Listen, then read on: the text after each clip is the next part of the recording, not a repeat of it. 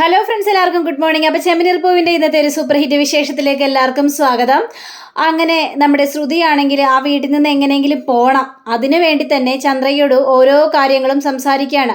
അതെ, എനിക്കിവിടെ ഒരു മനസ്സമാധാനം ഇല്ല ആൻറ്റി, ഒരു ഫ്രീഡവും ഇല്ല. ഞാൻ പിന്നെ എന്തിനാണ് ഇവിടെ നിൽക്കുന്നത്? ഞാൻ വിചാരിക്കുന്നത് ഒരു വാടക വീടെടുത്ത് മാറാമെന്നാണ്. ഇത് കേട്ട് കഴിഞ്ഞപ്പോഴേക്കും ചന്ദ്രയുടെ കിടി വാരിപ്പോയി.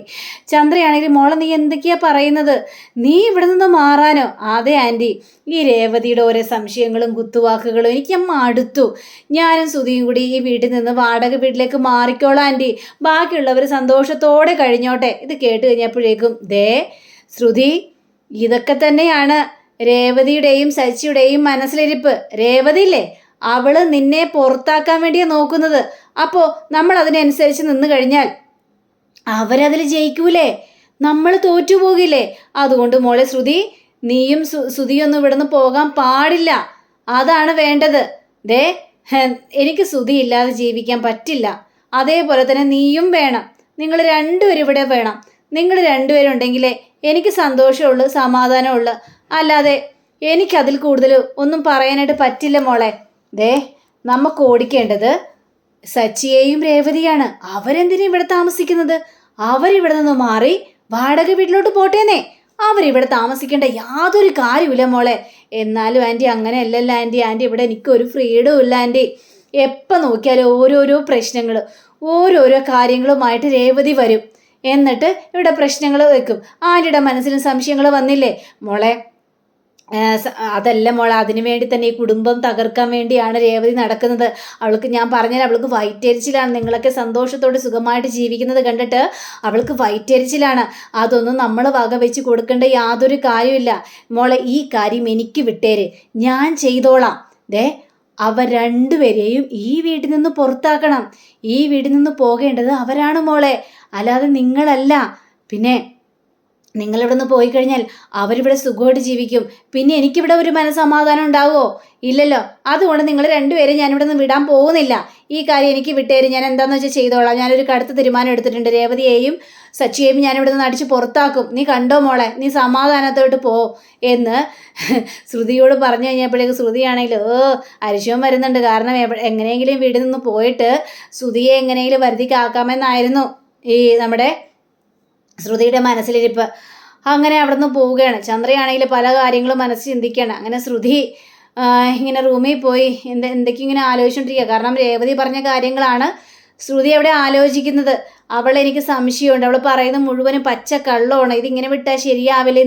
അവളുടെ ജീവിതത്തിൽ എന്തൊക്കെയോ മറഞ്ഞിരിക്കുന്നുണ്ട്, അവൾ എന്തൊക്കെയോ മറച്ചു വെക്കുന്നുണ്ട് എന്ന് രേവതി സച്ചിയോട് പറഞ്ഞ കാര്യങ്ങൾ ശ്രുതി ഒരു നിമിഷം ആലോചിക്കുകയാണ്. അപ്പോഴാണ് ശ്രുതി അങ്ങോട്ട് കയറി വരുന്നത്. ശ്രുതി എന്നും പറഞ്ഞുകൊണ്ട് വിളിക്കുകയാണ്. വിളിച്ചു കഴിഞ്ഞപ്പോഴേക്കും എന്താ, അതെ ഞാൻ നിനക്ക് സങ്കടമായല്ലേ അങ്ങനെയൊക്കെ ചോദിച്ചു കഴിഞ്ഞപ്പോഴേക്കും, പിന്നെ സങ്കടമില്ലാതെ അതേപോലുള്ള ചോദ്യങ്ങളല്ലേ ചോദിച്ചത്? എൻ്റെ മനസ്സ് വല്ലാതെ വേദനിച്ചില്ലേ? അല്ല ശ്രുതി, ഞാനൊരു കാര്യം ചോദിക്കട്ടെ? നിനക്ക് നീ അബോഷനായ കാര്യം എന്തുകൊണ്ടാ എന്നോട് പറയാതിരുന്നത് എന്ന് കേട്ട് കഴിഞ്ഞപ്പോഴേക്കും ശ്രുതി ഒന്ന് ഞെട്ടിപ്പോയി. പറ, എന്തുകൊണ്ടാ നീ എന്നോട് അത് പറയാതിരുന്നത്? എന്നോട് പറയായിരുന്നില്ലേ? അത് പിന്നെ ശ്രുതി, ഞാൻ പറഞ്ഞല്ലോ, അത് പ്രഗ്നൻ്റ് ആണെന്ന് അറിഞ്ഞപ്പോൾ തന്നെ ഞാൻ അബോഷനായിപ്പോയി. പിന്നെ ആ ഒരു കാര്യം എനിക്ക് ശ്രുതിയോട് പറയാനായിട്ട് പറ്റിയില്ല. ശ്രുതിക്ക് സങ്കടമാവുമല്ലോ എന്നൊക്കെ വിചാരിച്ചുകൊണ്ടാണ് ഞാൻ പറയാതിരുന്നത്. ഏതായാലും സമാധാനമായി.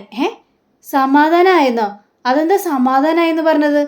അപ്പോൾ ഈ കുഞ്ഞ് നഷ്ടപ്പെട്ടതിൽ ശ്രുതിക്ക് ഒരു സങ്കടമില്ലേ? അങ്ങനെ ചോദിച്ചാ ആ കാര്യം ആലോചിക്കുമ്പോൾ സങ്കടമുണ്ട്. പക്ഷേ ഒരു കാര്യത്തിൽ സമാധാനം ആയല്ലോ. എന്ത് സമാധാനം? അല്ല, നമ്മൾക്ക് രണ്ടുപേർക്കും ഒരു കുഴപ്പമില്ലെന്ന് മനസ്സിലായല്ലോ. ഇത് കേട്ട ശ്രുതി ആകെ ഞെട്ടിപ്പോവാണ്. അതെ ശ്രുതി, നീ എന്നോട് പറഞ്ഞില്ലായിരുന്നോ ചെക്കപ്പ് നടത്തണം, നമുക്ക് എന്താ കുഞ്ഞുണ്ടാകാൻ വൈകുന്നതെന്നൊക്കെ? അത് എന്നോട് പറഞ്ഞില്ലായിരുന്നു ചെക്കപ്പൊക്കെ നടത്തണമെന്ന്? ഇനി ആ ചെക്കപ്പ് ചെയ്യേണ്ട കാര്യമൊന്നും ഇല്ലല്ലോ ശ്രുതി. എനിക്കൊരു കുഞ്ഞുണ്ടാകുമെന്ന് ഉറപ്പായില്ലേ? ഇനി അതിൽ യാതൊരു സംശയമില്ല. നമുക്കേ ആ കുഞ്ഞുണ്ടായിരുന്നെങ്കിലോ? അല്ല, ഇപ്പം നിൻ്റെ ആ കണക്ക് വെച്ച് നോക്കുകയാണെങ്കിൽ നിനക്കിപ്പോൾ എത്ര മാസമായി കാണും ശ്രുതി? ഇത് കേട്ട് കഴിഞ്ഞപ്പോഴേക്കും ശ്രുതി വീണ്ടും തകർന്നൊരവസ്ഥയായി പോവാണ്. പറ ശ്രുതി, ഇപ്പം ആ കണക്ക് വെച്ച് നോക്കുകയാണെങ്കിൽ നിനക്ക് എത്ര മാസമായി കാണും? അത് പിന്നെ ശ്രുതി, ഒരു 4 മാസം. 4 മാസം അല്ലേ? അപ്പോൾ നമ്മൾ നമ്മളുടെ കുഞ്ഞിനെക്കുറിച്ച് സ്വപ്നം കാണാനുള്ള ആ സമയമായി കാണും അല്ലേ? ശ്രുതി, ശ്രുതി നീ എന്താ ഇങ്ങനെയൊക്കെ പറയുന്നത്? അപ്പോൾ നിന്റെ ആ വയറ്റിൽ ആ കുഞ്ഞുണ്ടായിരുന്നെങ്കിൽ നമ്മൾ ആ കുഞ്ഞിനെക്കുറിച്ച് ആലോചിക്കും. ചിലപ്പോൾ നീ പറയുന്ന പേര് എനിക്കിഷ്ടപ്പെടൂല, ഞാൻ പറയുന്ന പേര് നിനക്കിഷ്ടപ്പെടൂല. അങ്ങനെ നമ്മൾ തമ്മിൽ തർക്കവും. പിന്നെ കൊച്ചിനെ എന്ത് പഠിപ്പിക്കണം? ആണായിരിക്കോ പെണ്ണായിരിക്കോ? അവൾക്ക് അല്ലെങ്കിൽ അവന് എന്തെല്ലാം ഡ്രസ്സ് മേടിച്ചു കൊടുക്കണം, എന്തെല്ലാം കാര്യങ്ങൾ ചെയ്തു കൊടുക്കണം. അങ്ങനെ ഒത്തിരി ഒത്തിരി നമ്മൾ ആ കുഞ്ഞിനെക്കുറിച്ച് ആലോചിക്കും അല്ലേ ശ്രുതി? ഇത് കേട്ടുകഴിഞ്ഞപ്പോഴേക്കും ശ്രുതിക്കാണെങ്കിൽ ആകെ സങ്കടം തോന്നിയിട്ടൊരു രക്ഷയില്ല. കാരണം അങ്ങനെ ഒരു സംഭവം ഉണ്ടായിട്ട് പോലും ഇല്ലല്ലോ. പക്ഷെ എന്നിട്ട് പോലും നമ്മുടെ ശ്രുതിയുടെ ആ ഒരു മനസ്സിൽ ആ ഒരു ആഗ്രഹങ്ങളൊക്കെ കേട്ട് കഴിഞ്ഞപ്പോഴേക്കും ശ്രുതിക്ക് ഭയങ്കരേറെ സങ്കടം തോന്നുകയാണ്. അല്ലേ ശ്രുതി? ആ കുഞ്ഞ് നിന്റെ വയറ്റിൽ ജനിച്ച് ഇത്രയും മാസമായി. ആ മാസമാകുമ്പോൾ നമ്മൾ ഓരോ കാര്യങ്ങൾ ചിന്തിക്കും അല്ലേ? അവൾക്ക് പിന്നെ അമ്മയായിരിക്കും ഇഷ്ടം, അച്ഛനായിരിക്കും ഇഷ്ടം, എങ്ങനെയെല്ലാം വളർത്തണം, കളിപ്പാട്ടങ്ങളെല്ലാം മേടിച്ചു കൊടുക്കണം, അവൾക്ക് ഏത് താരാട്ട് പാട്ട് പാടിക്കൊടുക്കണം എന്നൊക്കെ ഒത്തിരി ഒത്തിരി ആഗ്രഹങ്ങളായിരിക്കും നമ്മളുടെ മനസ്സിൽ അല്ലേ ശ്രുതി? ഇത് കേട്ടതും ശ്രുതിയാണെങ്കിൽ ഭയങ്കര കരച്ചിൽ എന്ന് പറഞ്ഞാൽ ഭയങ്കര കരച്ചിൽ. അങ്ങനെ കരഞ്ഞ് ശ്രുതിയെ കെട്ടിപ്പിടിക്കുകയാണ്. ശ്രുതി എന്നും പറഞ്ഞുകൊണ്ട്. എന്തിനാ ശ്രുതി, നീ എന്തിനാ കരയുന്നത്?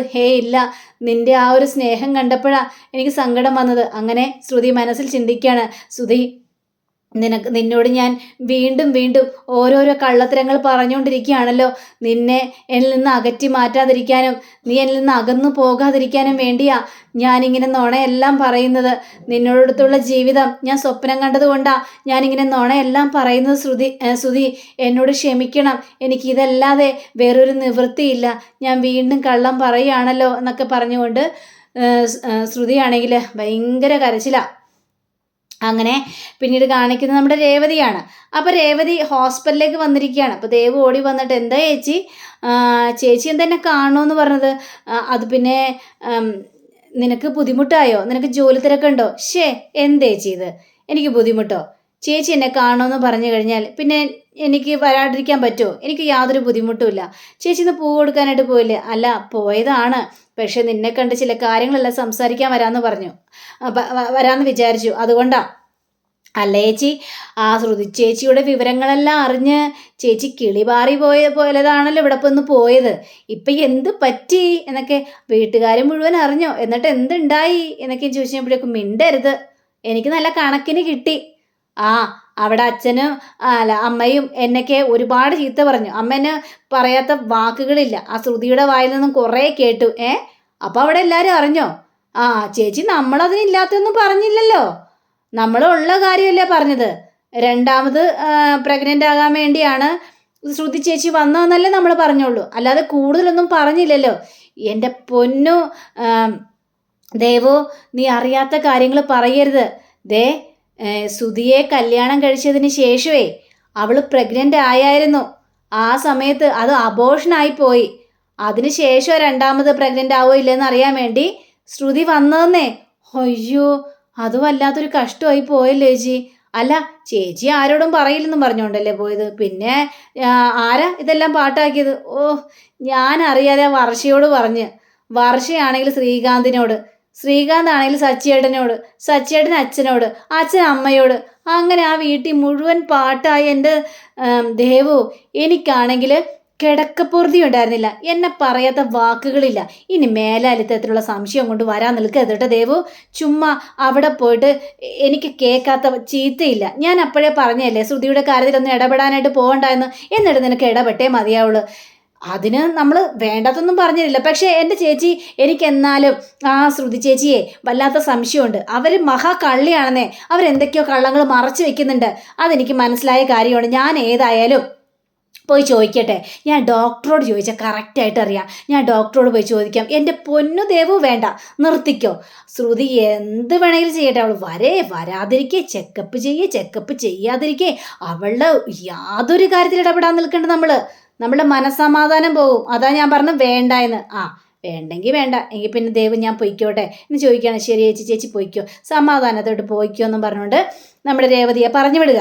അപ്പോൾ രേവതിയെ പറഞ്ഞു വിട്ട് കഴിഞ്ഞപ്പോഴേക്കും ദേവുവിനൊരു കോള് വരികയാണ്, നിങ്ങൾ സാറ് കാണണമെന്ന് പറയുന്നത്. ഇവിടെ പേടിച്ചു പോയി. അങ്ങനെ ദേവു ആ സാറെ കാണാൻ വേണ്ടി പോവുകയാണ്. എന്താ സാർ വിളിപ്പിച്ചത്? നിങ്ങൾ എന്ത് പരിപാടിയാണ് ചെയ്യുന്നത്? നിങ്ങൾക്ക് ഇവിടെ എന്ത് ജോലിയാണ് തന്നിരിക്കുന്നത്? സാർ കാണണമെന്ന് പറഞ്ഞല്ലോ. ഞാൻ ചോദിച്ചതിനുള്ള മറുപടി പറ. നിങ്ങൾ എന്ത് ജോലി ചെയ്യാൻ വേണ്ടി ഇവിടെ വന്നത്? നിങ്ങൾ എന്തിനാ ആ പേഷ്യൻ്റെ കാര്യത്തിൽ ഇടപെടുന്നത്? ആ ശ്രുതി എന്ന് പറഞ്ഞ പേഷ്യൻ്റെ കാര്യത്തിൽ നിങ്ങൾ എന്തിനു വേണ്ടി ഇടപെട്ടു? ഈ സിസ്റ്ററോട് കുറേ കാര്യങ്ങളെല്ലാം ചോദിച്ച് നിങ്ങൾ ആ പേഷ്യൻറ്റിൻ്റെ രഹസ്യങ്ങളെല്ലാം നിങ്ങൾ ചോർത്തിയെടുത്തില്ലേ? എന്നെ ശ്രുതി വിളിച്ചായിരുന്നു. ശ്രുതി വിളിച്ച് ഇവിടെ ഒരു കംപ്ലൈൻറ്റ് പറഞ്ഞു. അവരിനി ഹോസ്പിറ്റലിലേക്ക് വരില്ലെന്നാണ് പറഞ്ഞിരിക്കുന്നത്. നിങ്ങൾ കാരണം ഒരു പേഷ്യൻ്റ് പോയി. നിങ്ങളോട് ആര് പറഞ്ഞു അവരുടെ കാര്യത്തിൽ ഇടപെടാനായിട്ട്? അത് പിന്നെ ഞാൻ വേറെ ആരോടും പറഞ്ഞില്ല. ഞാൻ ചേച്ചിയോട് മാത്രമേ പറഞ്ഞത്. ഏത് ചേച്ചിയോടാണെങ്കിലും പേഷ്യൻറ്റിൻ്റെ ഡീറ്റെയിൽസ് പുറത്തു പോകാൻ പാടില്ലെന്ന് നിങ്ങൾക്കറിയില്ലേ? പിന്നെ എന്തിനു വേണ്ടി പറഞ്ഞു? അത് പിന്നെ ശ്രുതി ചേച്ചി ഞങ്ങളുടെ ബന്ധുവാണ്. നിങ്ങളുടെ ബന്ധു ആരും ആയിക്കോട്ടെ, അതൊക്കെ നിങ്ങളുടെ വീട്ടിൽ. ഇത് ഹോസ്പിറ്റലാണ്. ഹോസ്പിറ്റലിൽ അവർ പേഷ്യൻ്റാണ്. അവരുടെ പല സീക്രറ്റുകളും ഉണ്ടാകും. അതൊക്കെ നിങ്ങളോട് ആരാ പറഞ്ഞ് വെളിപ്പെടുത്താനായിട്ട്? ഇനി നിങ്ങൾക്ക് ഇവിടെ നിൽക്കണ്ട.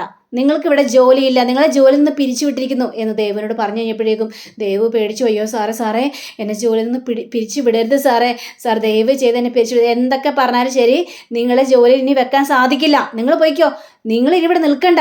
നിങ്ങളെ ഞാൻ പിരിച്ചു വിട്ടിരിക്കുന്നൊന്നും പറഞ്ഞില്ലേ? അയ്യോ സാറേ ദയവ് ചെയ്ത് സാറൊന്ന് കേൾക്കണം. എൻ്റെ കുടുംബത്തിൽ ആകെ കഷ്ടപ്പാടാണ് സാറേ. എൻ്റെ അമ്മ പൂ വെക്കാൻ പോകുന്നു, എൻ്റെ ചേച്ചി പൂ വെക്കാൻ പോകുന്നു, എൻ്റെ അനിയനെ പഠിപ്പിക്കണം. വല്ലാത്തൊരവസ്ഥയിലാണ്.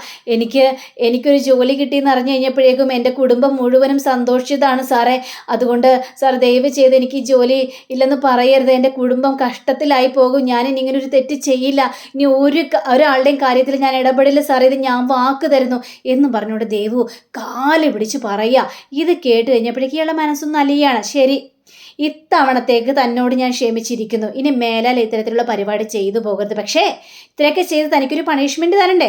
തനിക്ക് ഈ മാസത്തെ സാലറി ഞാൻ പകുതിയേ തരുള്ളൂ. അയ്യോ സാറേ സാലറി പറ്റില്ലെങ്കിൽ പറ, താൻ ജോലി വിട്ട് പോയിക്കോ. അയ്യോ സാറില്ല സാറേ, എനിക്ക് പകുതി സാലറി മതി സാറേ. പക്ഷേ ഈ ജോലി വിടാൻ ഞാൻ തയ്യാറല്ല.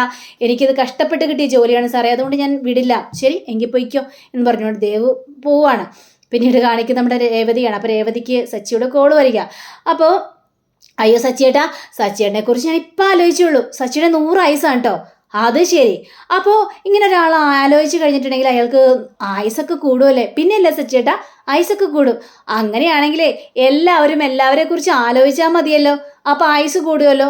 ഭക്ഷണമോ വെള്ളമോ ഒന്നും കുടിക്കേണ്ട ആവശ്യമില്ലല്ലോ. ഒന്ന് പോ സച്ചിയേട്ടാ, ചുമ്മാ കളിയാക്കിയാതെ. ഞാൻ കാര്യം പറഞ്ഞ കേട്ടോ. സച്ചിയേട്ടൻ എപ്പോൾ വരുന്നത്? അയ്യോ രേവതി, ഞാനേ ഇന്ന് വരില്ല രേവതി. അത് പറയാൻ വേണ്ടി വിളിച്ചത്. വരില്ലെന്നോ? വരില്ല. ഇന്ന് എനിക്ക് വലിയൊരു ഓട്ടം കിട്ടിയിട്ടുണ്ട്. ഞാൻ അതിന് പോയിക്കൊണ്ടിരിക്കുക. അതുകൊണ്ട് ഇന്ന് വരില്ല. അയ്യോ സച്ചിയേട്ടാ, അപ്പോൾ സച്ചിയേട്ടൻ എങ്ങനെ ഭക്ഷണം കഴിക്കുന്നത്? ഭക്ഷണം ഏതെങ്കിലും കടയിൽ നിന്ന് കഴിക്കും. അയ്യോ സച്ചിയേട്ടാ, അപ്പോൾ ഒത്തിരി വണ്ടി ഓടിക്കുമ്പോൾ ക്ഷീണം തോന്നില്ലേ? ക്ഷീണം തോന്നും. അപ്പോൾ ഭക്ഷണം കഴിക്കാതിരുന്നതിന് എങ്ങനെ ശരിയാവുന്നു? ഭക്ഷണം കഴിച്ചോളാന്നേ. ഏത് ഹോട്ടലിൽ നിന്ന്? എവിടെയെങ്കിലും വണ്ടി എടുത്ത് ഏതെങ്കിലും ഹോട്ടലിൽ നിന്ന് എന്ത് ഭക്ഷണം കഴിക്കും? അവിടെയുള്ള ഭക്ഷണം കഴിക്കുമെന്നേ. സച്ചിയേട്ടാ, അപ്പോൾ വണ്ടി ഓടിക്കുമ്പോൾ ഉറക്കം വരില്ലേ? ഉറക്കം വരുമ്പോൾ എന്ത് ചെയ്യും സച്ചിയേട്ടാ? ഉറക്കം വന്ന് വണ്ടി ഓടിച്ച പ്രശ്നമാവില്ലേ? ഉറക്കം വരുമ്പോൾ ഞാൻ എവിടെയെങ്കിലും വണ്ടി നിർത്തിയിട്ടിട്ട് ആ വണ്ടിയിൽ നിന്ന് ഇറങ്ങിയിട്ട് റോട്ടിൽ കിടന്ന് ഡാൻസ് കളിക്കും. അപ്പം എൻ്റെ ഉറക്കം പോകും. അങ്ങനെ ഞാൻ വീണ്ടും വണ്ടി ഓടിക്കും. എന്താ സച്ചിയേട്ടീ പറയുന്നത്? അങ്ങനെ വീണ്ടും ഉറക്കം വന്നാലോ? എൻ്റെ രേവതി ഒന്ന് വെച്ചിട്ട് പോകുന്നുണ്ടോ? ചുമ്മാ അതും പറഞ്ഞുകൊണ്ട് മനുഷ്യനെ ശല്യപ്പെടുത്താൻ വേണ്ടി ഒന്ന് പോ രേവതി. ചുമ്മാ എനിക്കറിയാം എന്ത് ചെയ്യണമെന്ന്. നീ ചുമ്മാ ടെൻഷൻ അടിക്കാതെ വെച്ചിട്ട് പോ രേവതി. അപ്പോൾ വെച്ചിട്ട് പോവുകയാണ്. അങ്ങനെ നമ്മുടെ വർഷയെ കാണിക്കണം. അപ്പോൾ വർഷ ശ്രീകാന്തിനെ വിളിക്കുകയാണ്. ശ്രീകാന്തേ, നീ ഹോട്ടലിലാണോ? അതെ ഹോട്ടലിലാണ്. ശ്രീകാന്തേ, നമുക്കിന്നൊന്ന് പുറത്ത് പോകണം കേട്ടോ. ഇന്ന് നമുക്ക് ഡിന്നറ് പുറത്തുനിന്നാകാം. പുറത്തുനിന്നോ? അയ്യോടാ, ഇന്ന് ഹോട്ടലിൽ ഞാൻ താമസിച്ചെത്തോളൂ. ഇവിടെ ഒരു ബർത്ത്ഡേ ഫംഗ്ഷൻ ഉണ്ട്. ബർത്ത്ഡേ ഫംഗ്ഷനോ? അതേന്നേ, അതുകൊണ്ട് ഞാൻ താമസിച്ചെത്തോളൂ. നമുക്ക് നാളെ പോയാലോ? നിന്നെ എപ്പോൾ വിളിച്ചാലും ഇങ്ങനെയാണല്ലോ. പുറത്തേക്ക് പോകാമെന്ന് പറഞ്ഞു കഴിഞ്ഞാൽ നിനക്ക് ഓരോ തിരക്കുകളായിരിക്കും. എന്നെ ഒഴിവാക്കാനുള്ള പരിപാടികളല്ലേ നീ ചെയ്തുകൊണ്ടിരിക്കുന്നത് എന്ന് പറഞ്ഞപ്പോഴേക്കും അയ്യോ വർഷം നീ ഇങ്ങനെ പറയല്ലേ. ഞാൻ പറഞ്ഞല്ലോ സത്യമായിട്ടും ഇവിടത്തെ ബർത്ത്ഡേ ഫംഗ്ഷൻ നടന്നുകൊണ്ടിരിക്കുക, അതിൻ്റെ തിരക്കിലാണ്.